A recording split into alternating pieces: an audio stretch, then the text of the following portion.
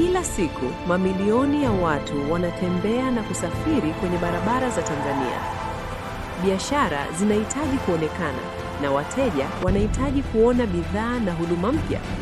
Ndio maana matangazo ya nje ya majengo yanaendelea kuwa moja ya njia zenye nguvu zaidi za kufikia wateja. Uchumi wa Tanzania unaendelea kukua haraka. Makampuni ya simu, benki, vinywaji, magari na real estate yanatumia mabilioni ya shilingi kila mwaka kwenye matangazo. Lakini bado kuna uhaba wa digital billboards za kisasa katika maeneo mengi yenye traffic kubwa.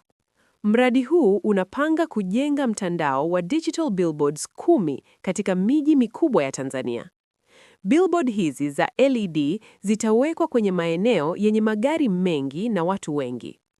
Kila screen itaonyesha matangazo ya video ya biashara mbalimbali kwa mzunguko wa sekunde chache.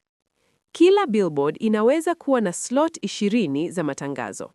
Ikiwa tangazo moja linauzwa kwa takriban milioni 1 kwa mwezi, billboard moja inaweza kuingiza milioni 20 kwa mwezi.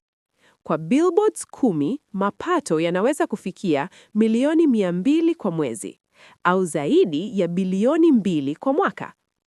Ili kujenga mtandao wa digital billboards 10, mradi unahitaji uwekezaji wa takriban bilioni 1.5 hadi bilioni 2 za Kitanzania.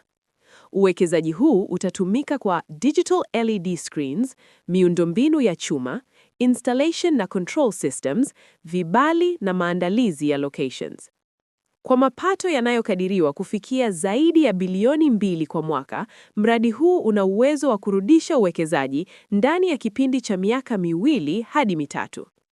Tunakualika uwe sehemu ya mradi huu mkubwa wa matangazo ya kisasa nchini Tanzania. Kwa pamoja, tunaweza kujenga mtandao wa digital billboards unaoonekana na mamilioni ya watu kila siku. Hii ni fursa ya uwekezaji katika soko linalokuwa kwa kasi.